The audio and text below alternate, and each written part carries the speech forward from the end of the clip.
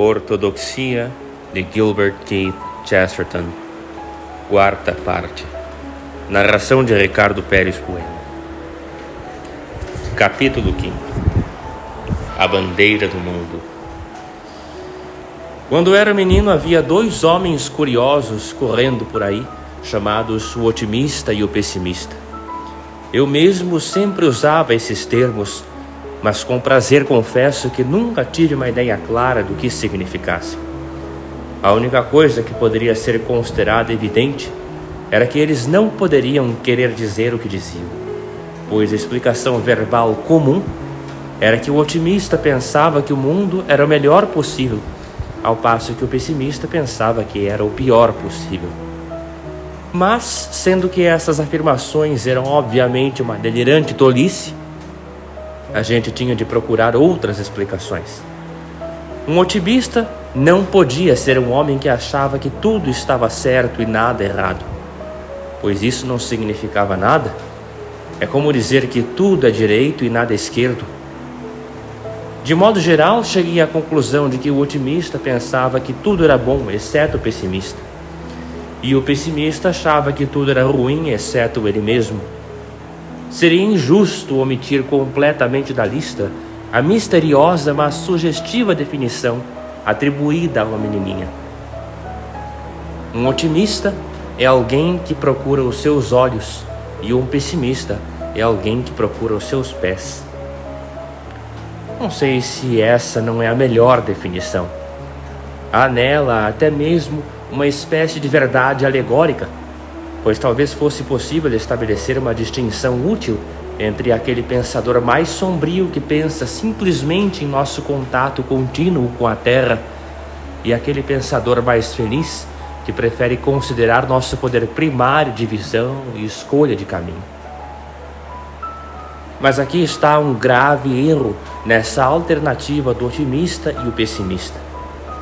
Seu pressuposto é de que o homem critica este mundo como se estivesse procurando uma casa, como se lhe estivessem mostrando um apartamento. Se alguém viesse a este planeta provindo de outro mundo com posse total de suas forças, esse alguém poderia discutir se a vantagem dos bosques no verão compensava a desvantagem de haver cães com raiva, exatamente como alguém procurando uma casa poderia compensar a presença de um telefone com a ausência de uma vista para o mar. Mas homem nenhum está nessa posição. O ser humano pertence a este mundo antes de começar a perguntar se isso é agradável. Ele lutou pela bandeira e muitas vezes conquistou heróicas vitórias por ela muito antes de estar sequer alistado. Para resumir o que parece ser a questão essencial, ele tem um dever de lealdade muito antes de ter qualquer admiração. No capítulo anterior dissemos que o sentimento primário de que este mundo é estranho e, no entanto, atraente, encontra sua melhor expressão nos contos de fadas. O leitor pode, se quiser, atribuir o estágio seguinte àquela belicosa e até chauvinista literatura que geralmente se vê na história de um menino. Devemos boa parte da moral sólida às publicações sensacionalistas baratas. Por alguma razão, parecia-me, ainda me parece, que a nossa atitude diante da vida pode ser expressa mais adequadamente em termos de uma espécie de lealdade militar do que em termos de crítica ou aprovação. Minha aceitação do universo não é otimismo, mas se parece com patriotismo. É uma questão de lealdade primária. O mundo não é uma pensão Brighton que temos de abandonar por ser péssima. É a fortaleza de nossa família, com a bandeira tremulando no torreão. E quanto pior ela for, tanto menos razão para a deixarmos. A questão não é que este mundo é triste demais para ser amado ou alegre demais para não o ser. A questão é que, quando se ama alguma coisa, a sua alegria é a razão para amá-la, e a sua tristeza é a razão para amá-la ainda mais. todos os pensamentos otimistas sobre a Inglaterra e todos os pensamentos pessimistas sobre ela são igualmente boas razões para o patriota inglês. De modo semelhante, otimismo e pessimismo são igualmente argumentos para o patriota cósmico. Suponhamos que temos diante de nós um caso desesperador. Pimlico, por exemplo. Nota de rodapé, área de Londres. Fim de nota de rodapé. Se pensarmos no que é realmente melhor para Pimlico, vamos descobrir que o fio do pensamento nos leva ao trono, ou ao mítico, ou ao arbitrário. Não basta alguém desaprovar Pimlico. Nesse caso, esse alguém simplesmente cortará a garganta ou se mudará para Chelsea. Certamente também não basta alguém aprovar Pimlico, pois nesse caso, Pimlico continua sendo Pimlico, o que seria terrível. Ao que parece, a única saída é alguém amar Pimlico. Amá-la com um laço transcendente e sem uma razão terrena. Se surgisse alguém capaz de amar Pimlico, então Pimlico se ergueria com torres de marfim e pináculos dourados. Pimlico se enfeitaria como faz a mulher amada, pois a decoração não se destina a esconder coisas horríveis, mas a enfeitar coisas já adoráveis. A mãe não dá a seu filho uma gravata borboleta azul, porque sem ela ele é muito feio. Um amante não dá um colar à sua garota para esconder do pescoço. Se os homens amassem Pimlico como as mães amam os filhos, arbitrariamente, por ser delas, Pimlico, num ou 2 anos, poderia ser mais bela que Florença. Alguns leitores dirão que isso é mera fantasia. Eu respondo que isso é a história real da humanidade. Isso mostra, de fato, como as cidades se tornaram grandes. Volte às mais sombrias raízes da civilização e você descobrirá que elas estão presas em volta de alguma pedra sagrada ou em torno de algum poço sagrado. As pessoas primeiro prestaram homenagem a um local e depois conquistaram a glória para ele. Roma não foi amada por ser grande. Ela foi grande por ter sido amada. As teorias do contrato social do século XVIII foram alvo de muitas críticas grosseiras em nosso tempo, na medida em que essas teorias significavam que há por trás de todos os governos históricos uma ideia de satisfação e cooperação. Elas estavam demonstravelmente certas, mas estavam realmente erradas, na medida em que sugeriam que os homens, em algum momento, haviam aspirado diretamente à ordem ou à ética por meio de uma negociação consciente de interesses. A moralidade não começou com um homem dizendo a outro: eu não vou bater em você se você não bater em mim. Não há vestígio de uma transação semelhante. Há sim um vestígio de que ambos disseram: nós não devemos bater um no outro no lugar sagrado. Eles conquistaram a moralidade vivendo a religião. Eles não cultivaram a coragem. Lutaram pelo santuário e descobriram que se haviam tornado corajosos. Eles não cultivaram o asseio. Purificaram-se para o altar e descobriram que estavam asseados. A história dos judeus é o único documento primitivo que a maioria dos ingleses conhece, e os fatos podem ser julgados a contento a partir dela. Os 10 mandamentos, que foram considerados substancialmente comuns a toda a humanidade, eram meras ordens militares, um código de regras regimentais expedidas para proteger uma determinada arca através de um determinado deserto. A anarquia era um mal porque punha a santidade em risco. E foi somente quando eles criaram um dia santo para Deus que eles descobriram que criaram um feriado para os homens. Se considerarmos que essa devoção primária a um local, coisa, é fonte de energia criativa, podemos prosseguir com um fato muito peculiar. Vamos reiterar por um instante que o único otimismo certo é uma espécie de patriotismo universal. Qual é o problema do pessimista? Acho que ele pode ser exposto dizendo que se trata de um antipatriota cósmico. E qual é o problema do antipatriota? Acho que ele pode ser expresso sem indevida causticidade, dizendo que se trata de um amigo sincero. E qual é o problema do amigo ingênuo? Nesse ponto atingimos a rocha da vida real e da imutável natureza humana. Ouso dizer que o ponto negativo do amigo sincero é simplesmente que ele não é sincero. Sempre esconde alguma coisa, seu prazer sombrio em dizer algo desagradável. Ele alimenta um desejo secreto de ferir, não apenas de ajudar. É certamente isso, na minha opinião, que torna determinado tipo de antipatriota irritante aos olhos de cidadãos sadios. Não falo naturalmente do antipatriotismo que apenas irrita febris corretores da bolsa e atrizes sentimentais. Aquilo é apenas patriotismo no sentido superficial. Alguém que diz que nenhum patriota deveria condenar a guerra dos bois antes de seu final não é digno de receber uma resposta inteligente. Ele está dizendo que nenhum bom filho deveria convencer a sua mãe a abandonar o penhasco antes de ela cair de lá. Nota de rodapé. Guerra dos Boeres.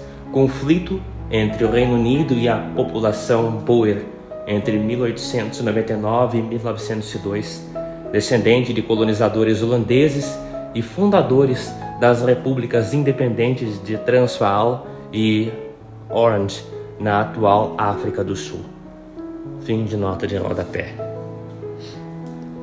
Mas existe um antipatriota que definitivamente enfurece homens honestos, e na minha opinião a explicação para ele é o que sugeri. Lamento dizer que estamos arruinados, mas ele de fato não lamenta nada. E pode-se dizer, sem retórica, que se trata de um traidor, pois ele está usando aquele conhecimento perigoso que lhe foi concedido para fortalecer o exército, a fim de dissuadir as pessoas de se alistarem. Pelo fato de ele ter permissão para ser um pessimista como militar, ele adota um comportamento pessimista como sargento de recrutamento. Exatamente da mesma forma, o pessimista, que é o antipatriota cósmico, usa a liberdade que a vida confere aos conselheiros de sua nação para aliciar e afastar as pessoas da bandeira dela. Admitindo-se que ele apenas declare fatos, é ainda essencial saber quais são suas emoções, qual é sua motivação.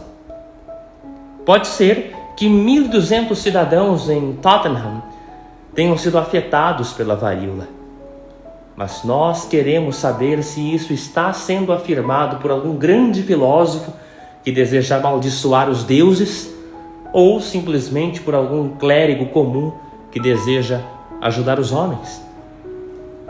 O pecado do pessimista não é então que ele pune os deuses e os homens, mas que não ama o que pune. Ele não tem essa lealdade primária e sobrenatural às coisas. Qual é o pecado do homem geralmente chamado de otimista? Obviamente percebe-se que o otimista, no intuito de defender a honra deste mundo, defenderá o indefensável. Ele é o chauvinista do universo. Dirá o meu cosmos certo ou errado. Sentir-se-á menos inclinado a reformas, mais inclinado a uma espécie de resposta oficial ministerial a todos os ataques, acalmando a todos com certezas. Ele não vai lavar o mundo, mas vai caiá-lo. Tudo isso, que é verdadeiro a respeito de um tipo de otimista, conduz a um ponto realmente interessante de psicologia, que sem isso não se poderia explicar. Dizemos que deve haver uma lealdade fundamental à vida. A única questão é a seguinte: Deve ser uma lealdade natural ou sobrenatural? Ou, se você preferir esta outra colocação, deve ser uma lealdade sensata ou insensata?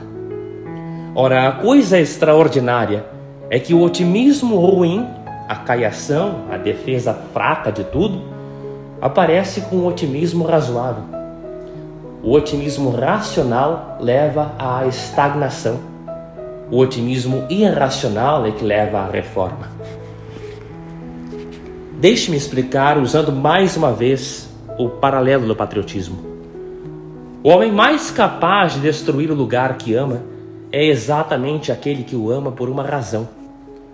O homem que vai melhorar o lugar é aquele que o ama sem uma razão. Se um homem ama alguma característica de Pimlico, o que parece improvável, ele pode acabar defendendo aquela característica até mesmo contra Pimlico.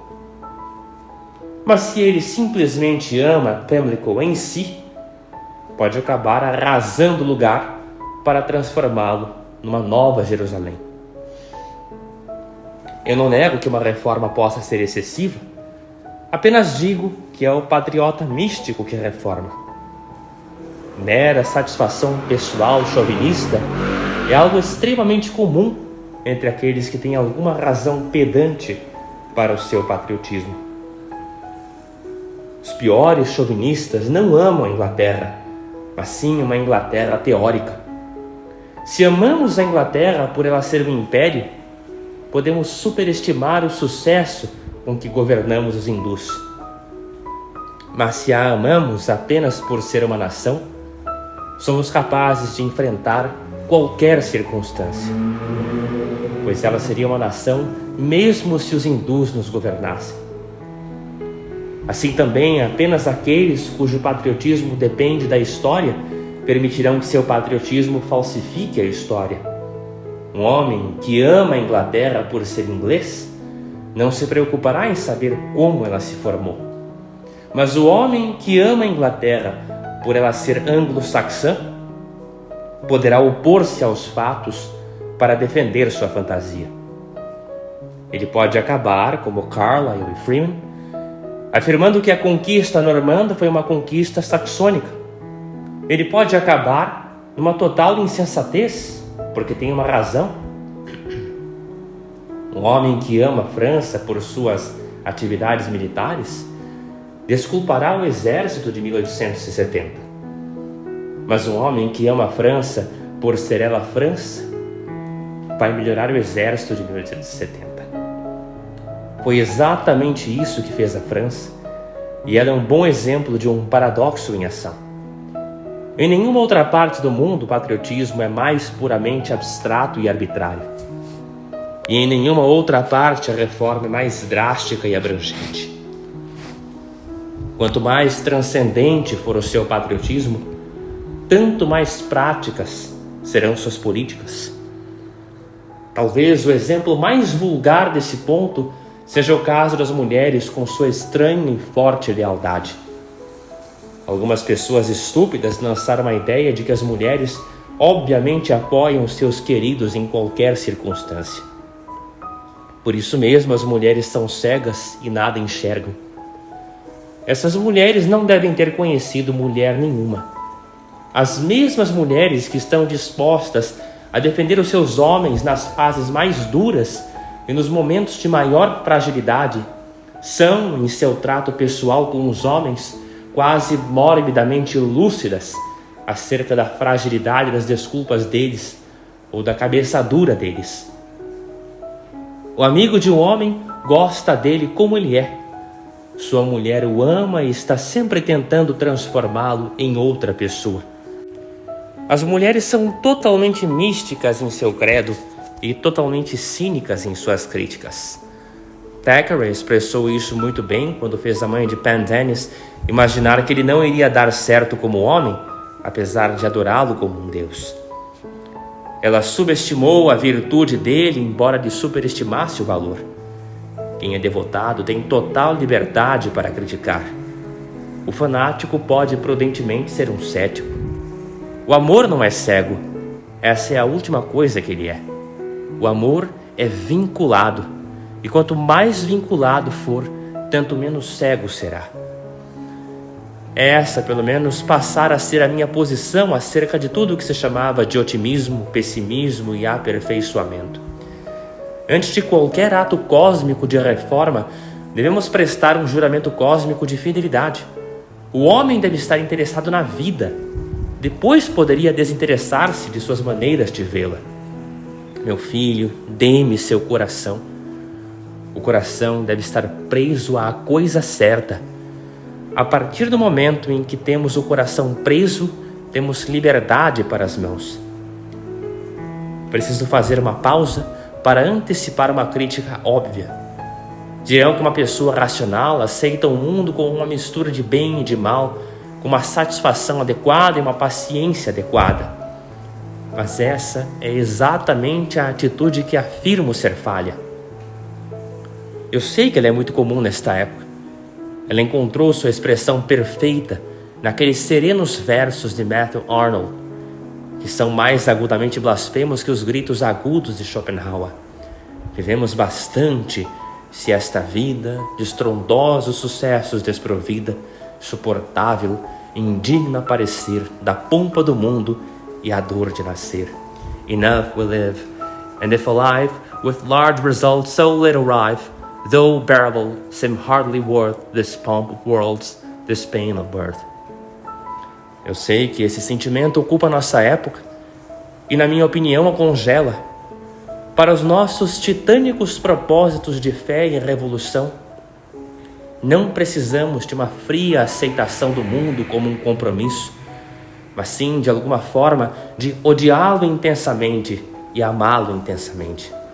Não queremos que a alegria e a raiva se neutralizem entre si e produzam um contentamento mal-humorado.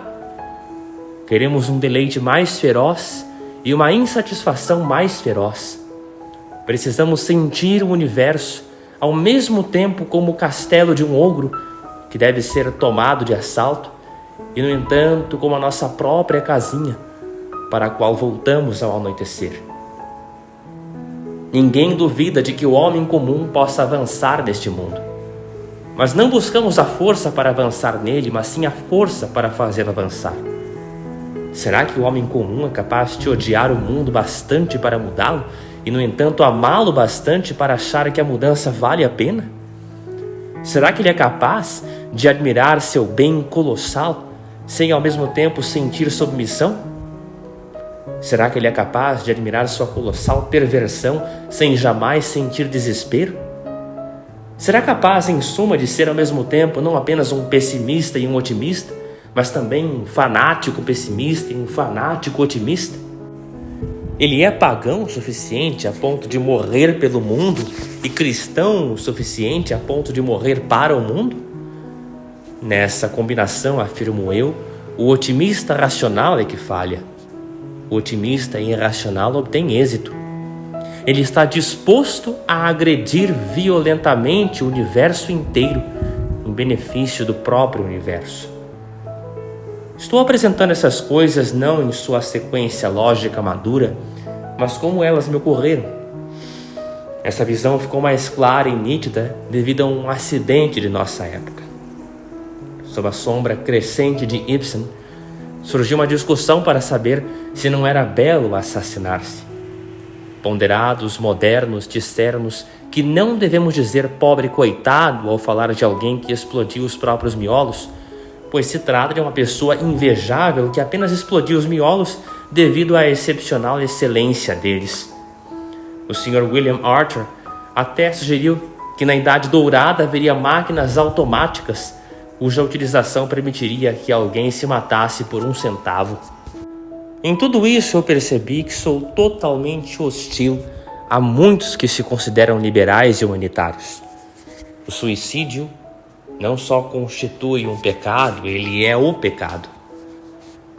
E o mal extremo e absoluto. A recusa de interessar-se pela existência. A recusa de fazer um juramento de lealdade à vida. O homem que mata um homem, mata um homem. O homem que se mata, mata todos os homens. No que lhe diz respeito, ele elimina o mundo. Seu ato é pior considerado simbolicamente, do que qualquer estupro ou atentado à bomba, pois destrói todos os prédios, insulta a todas as mulheres. O ladrão se satisfaz com diamantes, mas o suicida não. Esse é seu crime. Ele não pode ser subornado, nem com as cintilantes pedras da cidade celestial. O ladrão elogia os objetos que furta quando não elogia o dono deles, mas o suicida insulta a todos os objetos da terra ao não furtá-los. Ele conspurca cada flor ao recusar-se a viver por ela. Não existe nenhuma criatura no cosmos, por mínima que seja, para quem a sua morte não é um escárnio. Quando alguém se enforca numa árvore, as folhas poderiam cair de raiva e os pássaros fugir em fúria, pois cada um deles recebeu uma afronta direta. Obviamente pode haver patéticas desculpas emocionais para o ato. Geralmente as há para o estupro e quase sempre para o atentado à bomba. Mas quando se trata de esclarecer ideias e o significado inteligente das coisas, então, na sepultura da encruzilhada e na estaca cravada no corpo, há muito mais verdade racional e filosófica do que nas máquinas de suicídio do Sr. Archer. Há um significado no enterro à parte de um suicida. O crime desse homem é diferente de outros crimes, pois torna até os crimes impossíveis. Nota de rodapé. Segundo o costume cristão, o suicida não podia ser enterrado no cemitério. Fim de nota de rodapé. Mais ou menos na mesma época, li uma solene bobagem de algum livre pensador. Dizia ele que um suicida era simplesmente o mesmo que um mártir. A patente falácia desse texto ajudou-me a esclarecer a questão. Obviamente, um suicida é o oposto de um mártir. Um mártir é um homem que se preocupa tanto com alguma coisa fora dele que se esquece de sua vida pessoal. Um suicida é um homem que se preocupa tão pouco com tudo que está fora dele que ele quer ver o fim de tudo. Um quer que alguma coisa comece, o outro que tudo acabe. Em outras palavras, o mártir é nobre, exatamente porque, embora renuncie ao mundo ou execre toda a humanidade, ele confessa esse supremo laço com a vida. Coloca o coração fora de si mesmo, morre para que alguma coisa viva. O suicida é ignóbil porque não tem esse vínculo com a existência. Ele é meramente um destruidor. Espiritualmente, ele destrói o universo. E depois me lembrei da estaca e da encruzilhada e o estranho fato de que o cristianismo mostrara esse rigor incomum para com o suicida, pois o cristianismo mostrara um ardente incentivo ao martírio. O cristianismo histórico foi acusado, não inteiramente sem razão, de levar o martírio e o ascetismo a um ponto extremo, desolado e pessimista. Os primeiros mártires cristãos falavam de morte com uma alegria horrível, blasfemavam as belas funções do corpo, sentiam o cheiro da sepultura à distância, como se ela fosse um campo de flores. Tudo isso a muitos parecia a própria poesia do pessimismo. Todavia existe a estaca da encruzilhada para mostrar o que o cristianismo pensava do pessimista. Esse foi o primeiro de uma longa série de enigmas que o cristianismo discutiu. E a discussão implicava uma particularidade, da qual devo falar mais especificamente, sendo uma característica de todas as ideias cristãs, mas que evidentemente começou com esta discussão: a atitude cristã para com o mártir e o suicida. Não era o que com grande frequência se afirma nos ensinamentos morais modernos. Não era uma questão de grau. Não que se devesse traçar uma linha em algum ponto, com o auto-assassino exaltado caindo dentro dela e o auto-assassino acabrunhado logo fora dela. O sentimento cristão, evidentemente, não era apenas de que o suicida estava levando o martírio longe demais.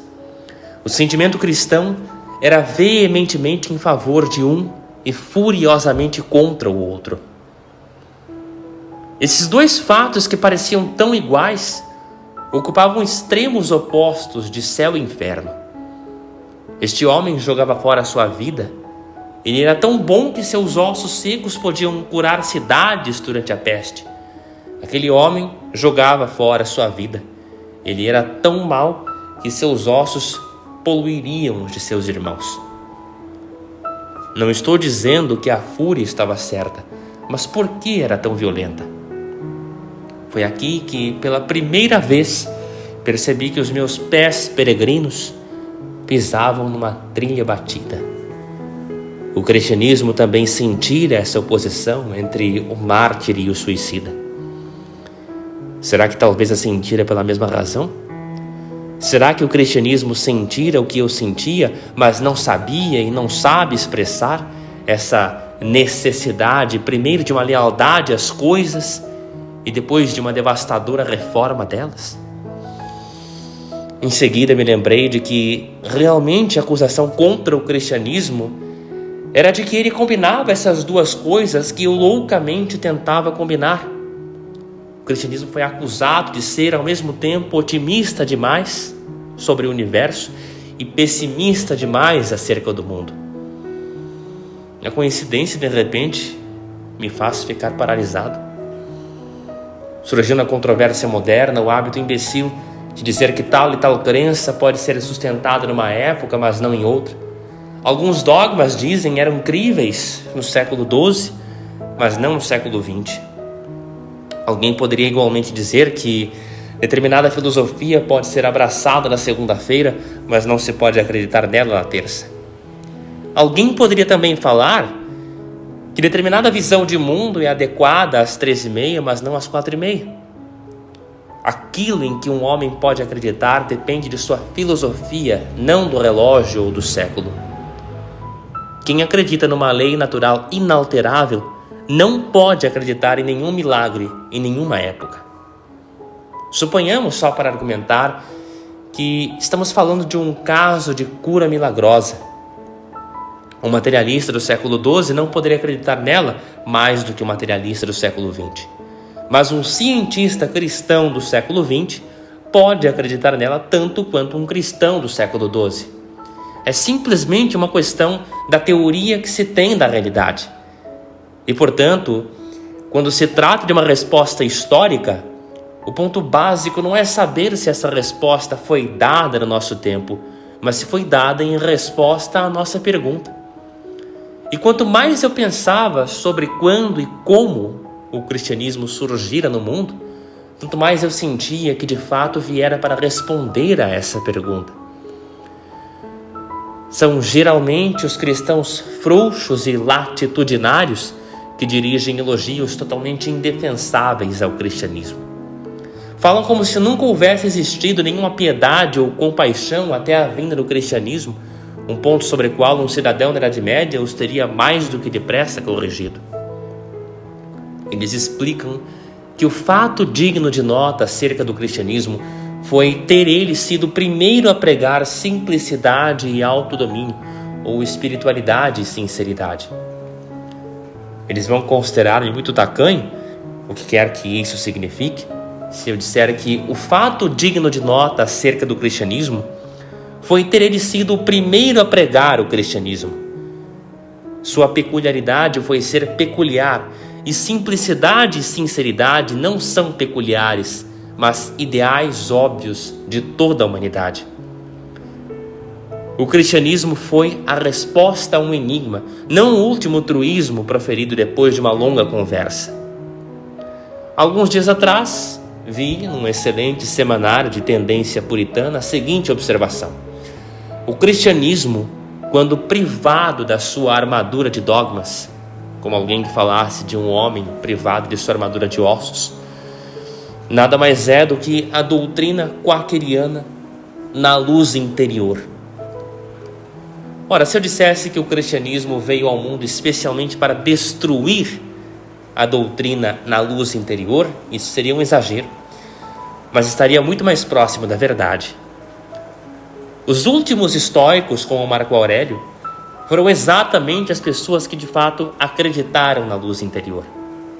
A sua dignidade, seu tédio, sua triste preocupação exterior com os outros, sua incurável preocupação interior consigo, tudo se devia à luz interior e existia apenas naquela iluminação sombria.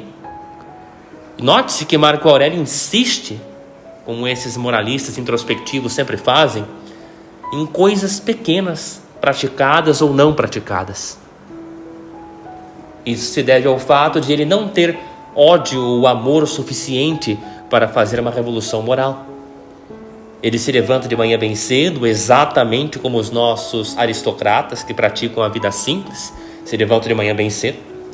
Porque esse altruísmo é muito mais fácil do que suprimir os jogos no anfiteatro ou devolver ao povo inglês as suas terras. Marco Aurélio é o tipo humano mais intolerável. É um egoísta altruísta. Um egoísta altruísta é um sujeito que tem orgulho sem a desculpa da paixão. Dentre todas as formas concebíveis de iluminismo, a pior é o que essa gente chama luz interior. Dentre todas as religiões horríveis, a mais horrível é a adoração do Deus interior. Qualquer que conheça alguém sabe como isso funciona. Qualquer que conheça alguém do centro do pensamento superior sabe como isso realmente funciona. O fato de o Silva adorar o Deus interior, em última análise, significa que o Silva adora o Silva. Que o Silva adore o sol ou a lua, qualquer coisa, em vez da luz interior. Que o Silva adore gatos ou crocodilos, se conseguir encontrá-los na rua, mas não o Deus interior. O cristianismo veio ao mundo, acima de tudo, para afirmar com veemência que o homem não só não devia olhar para dentro, mas devia olhar para fora, contemplar com assombro e entusiasmo uma companhia divina e um capitão divino. O único prazer de ser cristão era que o homem não ficava sozinho com a luz interior, mas definitivamente reconhecia uma luz exterior, bela como o sol, clara como a lua, formidável como um exército com bandeiras. Contudo, o Silva também pode não adorar o sol e a lua. Se o fizer, a tendência é que ele os imite. Que diga que se o sol queima insetos vivos, ele também pode queimar insetos vivos. Acha que pelo fato de o sol provocar insolações nas pessoas, ele pode provocar o sarampo nos vizinhos. Acha que pelo fato de a lua ter a fama de enlouquecer os homens, ele pode enlouquecer sua mulher. Esse lado perverso do otimismo meramente externo também se mostrava no mundo antigo. Por volta da época em que o idealismo estoico começava a mostrar as fraquezas do pessimismo, a velha adoração da natureza pelos antigos começava a mostrar as enormes fraquezas do otimismo. A adoração da natureza é bastante natural, enquanto a sociedade é jovem, ou em outras palavras, não há nada de errado com o panteísmo, desde que seja a adoração de Pan. Mas a natureza tem outro lado, que a experiência e o pecado não demoram a descobrir. E não é leviandade dizer do Deus Pan que ele logo mostrou seu casco fendido. A única objeção à religião natural é que, de certo modo, ela sempre se torna antinatural. Alguém ama a natureza de manhã pela sua inocência e amabilidade, e à noite, se ainda continuará a amá-la, será pela sua escuridão e crueldade. Ele se lava ao amanhecer em águas claras, como faziam os homens sábios os estoicos. No entanto, de algum modo, no final sombrio do dia, ele se lavará no sangue quente de um boi, como fazia Juliano o apóstata. A mera busca da saúde sempre conduz a algo doentio. A natureza física não deve ser transformada no objeto direto de obediência. Ela deve ser desfrutada, não adorada. As estrelas e as montanhas não devem ser levadas a sério. Se o forem, nós vamos acabar onde acabou a adoração pagã da natureza. Por ser a terra bondosa, nós podemos imitar todas as suas crueldades. Por ser a sexualidade sadia, nós podemos enlouquecer por ela. O mero otimismo atingia seu final insano e apropriado. A teoria de que tudo era bom tornara-se uma orgia geral de tudo que era a mim. Em contrapartida, os nossos pessimistas idealistas foram representados pelos velhos remanescentes dos estoicos. Marco Aurélio e seus amigos haviam de fato abandonado a ideia de qualquer Deus presente no universo e procuravam apenas o Deus interior.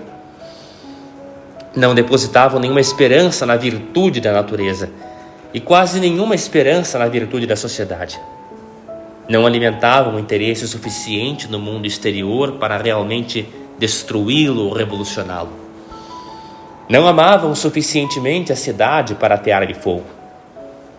Assim, o mundo antigo estava exatamente diante do nosso desolado dilema.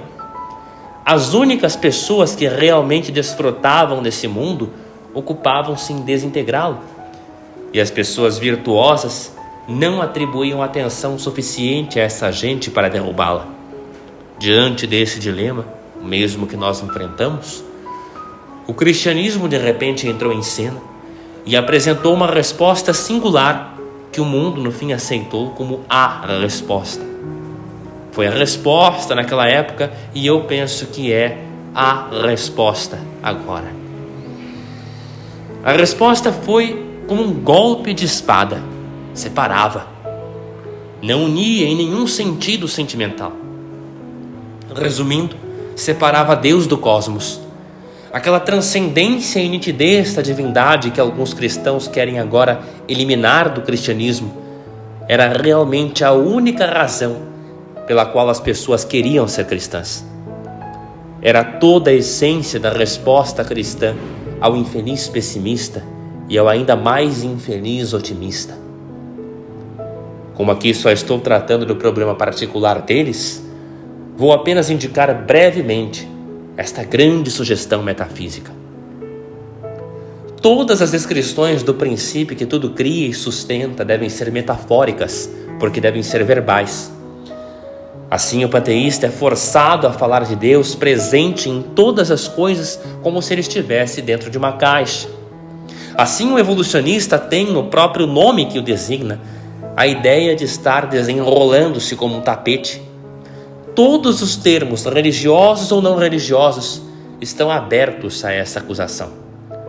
A única pergunta é se todos os termos são inúteis ou se um deles pode, com uma dessas frases, cobrir uma ideia distinta sobre a origem das coisas.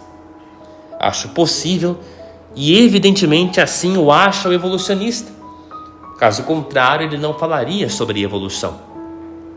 E a expressão radical para todo o teísmo cristão era esta, que Deus era um criador como um artista é um criador. Um poeta está tão separado de seu poema que ele mesmo se refere a si como uma coisinha que foi jogada fora. Até mesmo no ato de produzi-lo ele o jogou fora.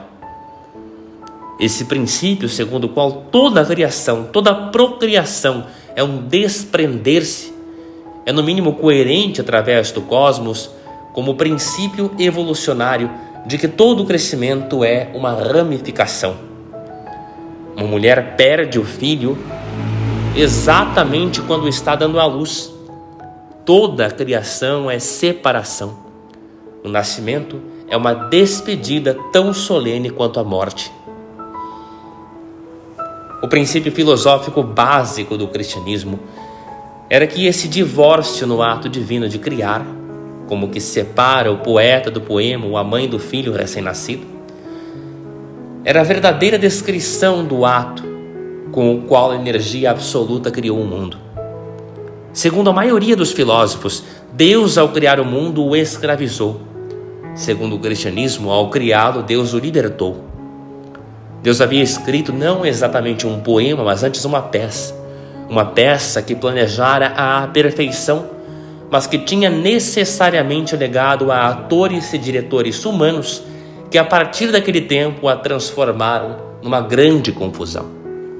Discutirei mais adiante a verdade desse teorema. Aqui preciso apenas ressaltar a surpreendente tranquilidade com que essa verdade resolveu o dilema que discutimos neste capítulo. Desse modo, alguém podia ao menos sentir alegria e indignação sem rebaixar-se e tornar-se pessimista ou otimista. Baseado nesse sistema, podia-se lutar contra todas as forças da existência, sem desertar a bandeira da existência. Podia-se estar em paz com o universo e, no entanto, estar em guerra com o mundo. São Jorge ainda podia lutar contra o dragão, por maior que o monstro assomasse ao cosmos, ainda que fosse maior que as cidades ou maior que as colinas eternas. Se ele fosse do tamanho do mundo, mesmo assim, ele poderia ser morto em nome do mundo.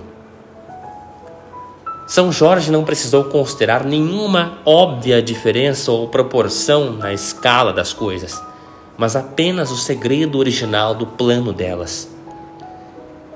Ele pôde brandir a espada contra o dragão, mesmo que o dragão seja todas as coisas, mesmo que os céus vazios acima de sua cabeça sejam apenas a enorme arcada de suas mandíbulas abertas. E depois aconteceu uma experiência que é impossível descrever. Foi como se eu houvesse estado tateando às cegas desde o berço com duas máquinas enormes e pouco manejáveis, de formato distinto e sem conexão aparente, o mundo e a tradição cristã. Eu descobri esta falha no mundo.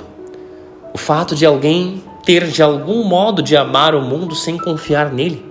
De alguma forma, devíamos amar o mundo sem sermos mundanos. Descobri essa saliente característica da teologia cristã, com uma espécie de ponta rígida, a insistência dogmática de que Deus era pessoal e criara um mundo separado de si mesmo. A ponta do dogma encaixava-se exatamente na falha do mundo. Evidentemente, fora concebida para ocupar esse espaço. E então uma coisa estranha começou a acontecer. Assim que essas duas partes das duas máquinas se ajustaram, uma depois da outra, todas as demais se encaixaram, combinando com misteriosa exatidão. Eu podia ouvir peça por peça em toda a maquinaria ocupando seu lugar uma espécie de clique de alívio. Depois de ajustada uma parte, todas as outras repetiam o ajuste como toque após toque, o relógio bate a meio-dia. Instinto após instinto era respondido por doutrina após doutrina.